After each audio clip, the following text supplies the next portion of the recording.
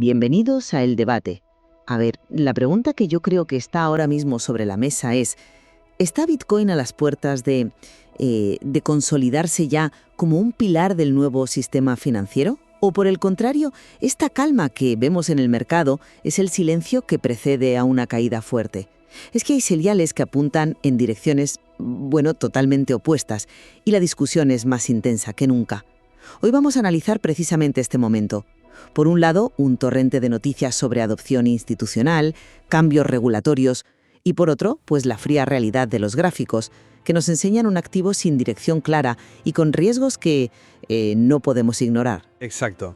Y la pregunta fundamental, yo creo, la que vamos a intentar desgranar hoy, es esa. ¿Estamos viendo la maduración definitiva de Bitcoin como un activo macroeconómico, o sea, legitimado y listo para recibir una oleada de capital? ¿O por el contrario, su estancamiento actual demuestra que sigue siendo un vehículo puramente especulativo? Una narrativa muy potente, sí, pero que igual no termina de cuajar en la realidad del mercado.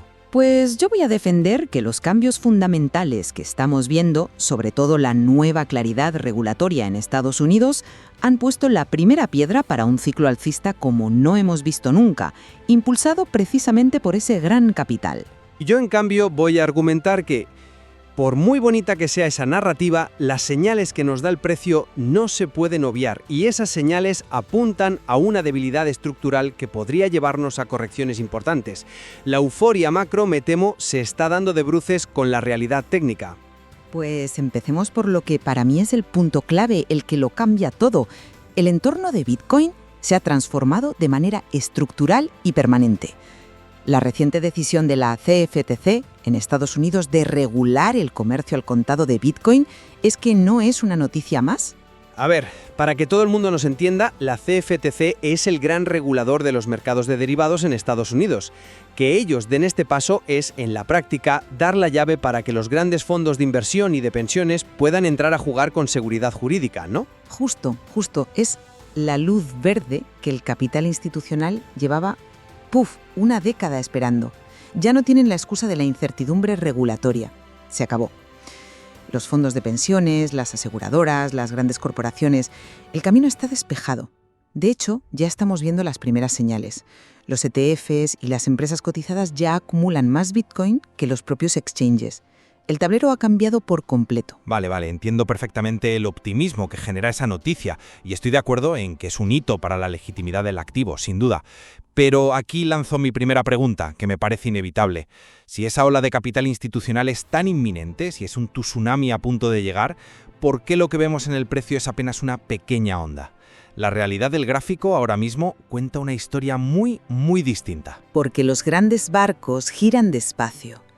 Los comités de inversión de un fondo de pensiones no deciden de un día para otro asignar un 2% de su cartera a Bitcoin.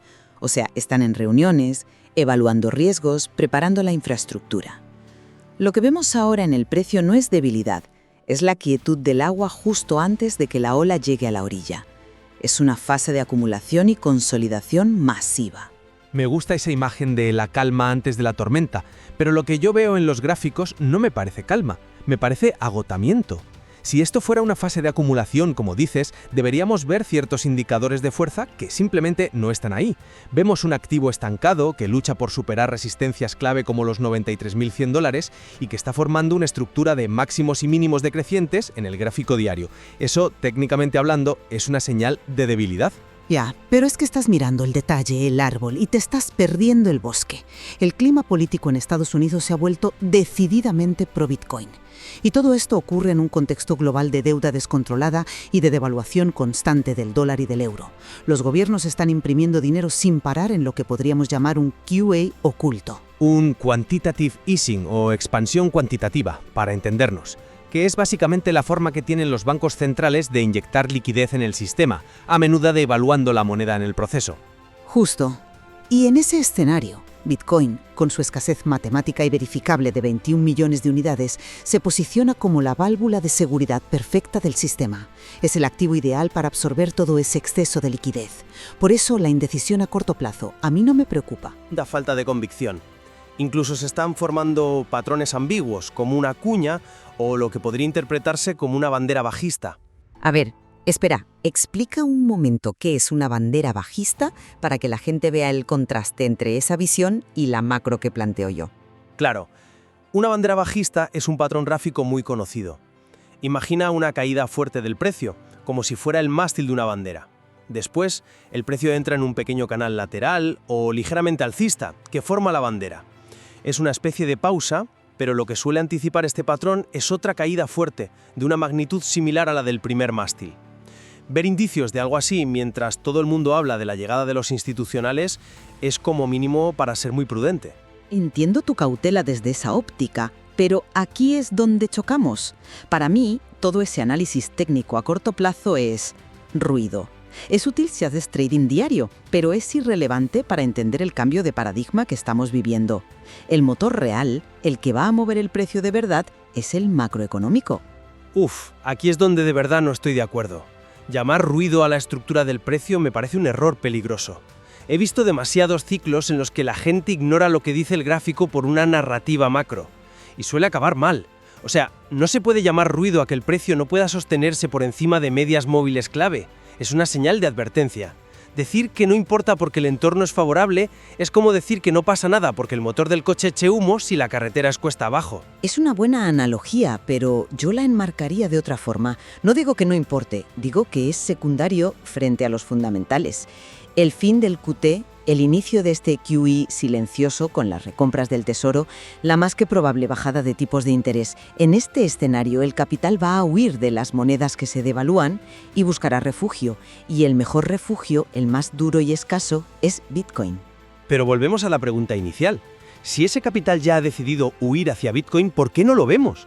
La aprobación de la CFTC fue hace semanas. Si la demanda es tan real y tan potente, ¿por qué el precio está atascado? El mercado es una máquina de descontar expectativas, ¿sabes?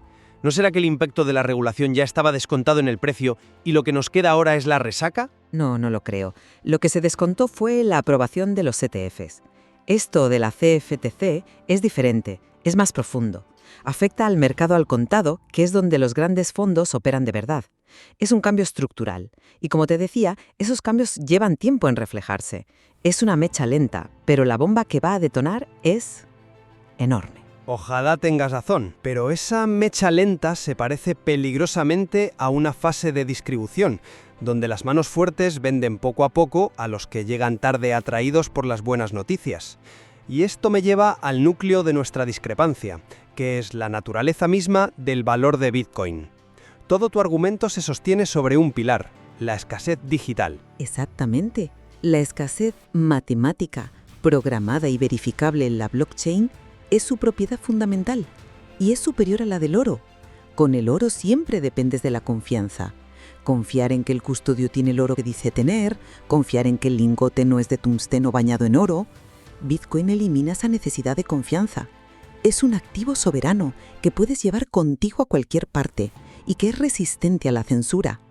En la era digital, esas propiedades son el valor. Esa es la narrativa, sí, pero la escasez por sí sola no crea valor. Yo puedo crear un token digital del que solo exista una unidad en el mundo. Su escasez es máxima, su valor es cero, si nadie lo quiere. Bitcoin a día de hoy sigue siendo un activo puramente especulativo porque carece de una utilidad subyacente que genere una demanda no financiera. Pero, ¿cómo que no tiene utilidad? Su utilidad es ser dinero duro, soberano e incensurable. Esa es la mayor utilidad que puede existir en un mundo de represión financiera.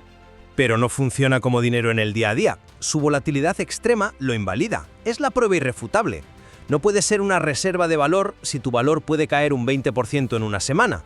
El oro, por ejemplo, tiene una demanda industrial y de joyería que le proporciona un suelo de valor, un anclaje con la economía real. Si el precio del oro cae mucho, la demanda industrial aumenta y sostiene el precio. ¿Cuál es el suelo de valor de Bitcoin, más allá de la especulación del próximo ciclo de liquidez? Su suelo de valor es la seguridad de su red. El coste energético y computacional de mantener en funcionamiento la red de Bitcoin es gigantesco y eso crea un anclaje al mundo real. Y tu argumento sobre la volatilidad es el clásico dilema del huevo y la gallina. La volatilidad disminuye a medida que la adopción y la capitalización de mercado crecen. El oro también fue extremadamente volátil en sus primeras etapas como activo monetario. Estamos simplemente al principio del camino. Es posible, pero es una apuesta. Confundir una proeza tecnológica, que sin duda lo es, con una reserva de valor robusta y probada, es un salto de fe. Y el mercado, con su actual falta de dirección, parece que también tiene dudas sobre dar ese salto. Concedo que la escasez programada es una innovación fascinante, pero insisto, su valor económico real sigue siendo una pregunta abierta, no una certeza como tú planteas. Bueno, yo admito que la falta de dirección a corto plazo es ambigua. Y quizás llamar ruido al análisis técnico fue un poco fuerte. Lo que quiero decir es que lo interpreto como una fase de reacumulación lógica antes de un movimiento impulsado por estos nuevos y potentes fundamentales. Es una pausa necesaria mientras el mercado digiere un escenario completamente nuevo. Respeto esa interpretación, de verdad. Pero la mía es que el mercado está en un punto muerto que, si no entra una fuerza compradora masiva y pronto, tiene más probabilidades de resolverse a la baja, hacia zonas de soporte inferiores como los 70.000 o incluso los 65.000 dólares. El riesgo ahora mismo me parece muy alto para fiarlo todo a una narrativa futura. Para mí, el verdadero riesgo es quedarse fuera.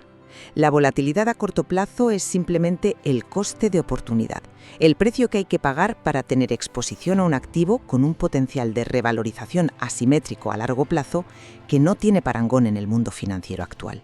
Bien, creo que nuestras posturas han quedado muy claras. A modo de resumen, y si me permites, yo diría que, a pesar de la poderosa y atractiva narrativa de adopción institucional, las señales directas que emite el mercado exigen cautela. La debilidad técnica que hemos comentado, la volatilidad que no cesa y la enorme dependencia de la especulación pintan un cuadro de riesgo elevado.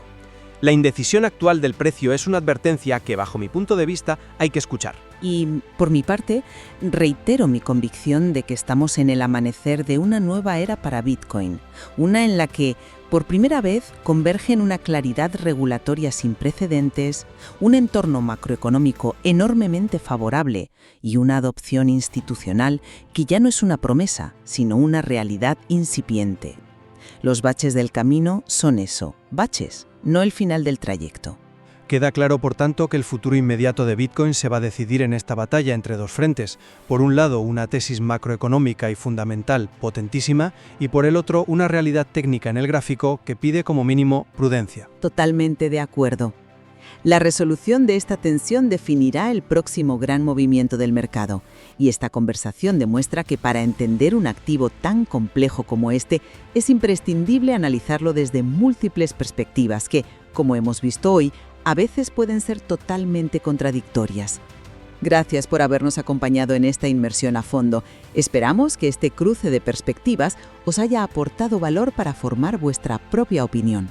Ahora os toca a vosotros. Os animamos a continuar la conversación en los comentarios. ¿De qué lado estáis? ¿Creéis que dominan los fundamentales macro o que la debilidad técnica se impondrá? Dejadnos vuestro punto de vista. Si este contenido os ha resultado de interés, os invitamos a suscribiros para recibirlo en primicia y a apoyar el canal con un me gusta, que siempre ayuda.